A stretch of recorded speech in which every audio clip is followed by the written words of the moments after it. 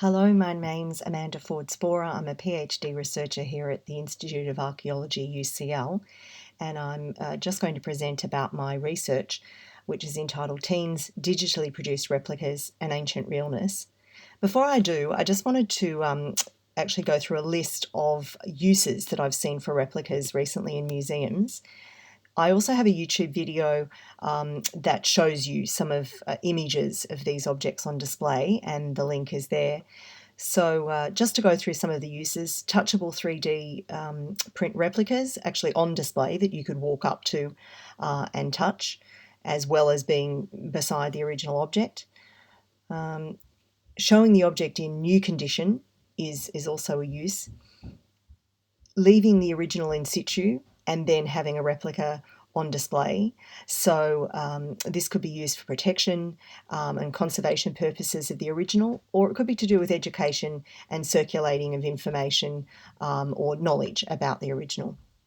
A form of repatriation of replicas to the place of origin, and the example was actually of the original is in the British Museum, and there is a replica in the Khartoum Museum in Sudan, the National Museum in Khartoum.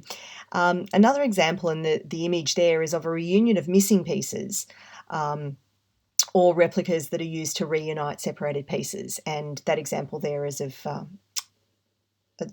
in the image shows that. And then also another example is in place of a destroyed or lost original that then replicas may be used.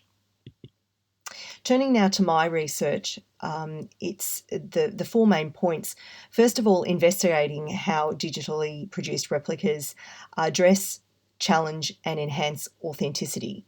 So it's specifically looking at the ways teens engage with digitally produced replicas, and digitally produced replicas are a 3D print replica, but they do have enhancements to the finish to give them a more authentic look. Considering how teens communicate the intangled biography of the replica and the effect of this communication upon interpretation and presentation in the future. So let me just first of all say that there is some ideas about different perspectives relating to authenticity of archaeological objects, and we've got three perspectives there.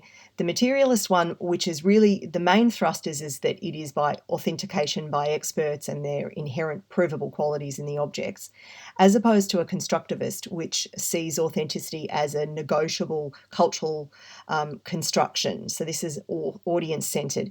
And then a postmodernist, which really brings into question any truth of authenticity at all, that the authenticity is just to do with what people perceive it to be. So this is going to be an engaging part of the research as well. So far I've done focus groups in Sudan, Manchester and Namurka, which is in Australia, and you can see there the images of the teens who are involved.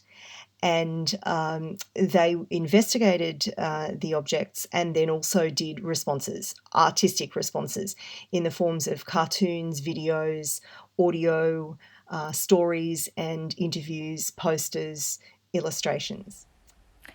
These are the replicas which I commissioned for the research. They're 3D print replicas, but they do have finishes to the outside of them to make them look more real. They were made by a company called Think C3D. The original objects are in the two of them in the Petrie Museum, and the one that you'll see third is in Manchester Museum. They're funerary objects called shabtis or ushabtis that were commonly used in ancient Egypt, but two of these were actually used in ancient Sudan because they were used there for a small period of time also.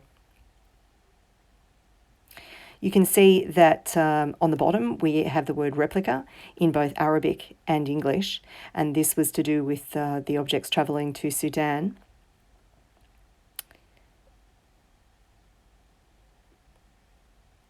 And then finally, I just want to show you some of the other supporting evidence that we used in the investigating of the objects with the teens in the focus groups.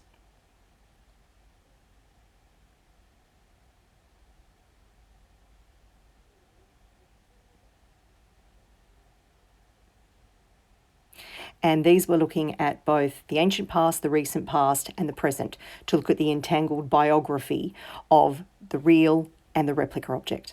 Thanks.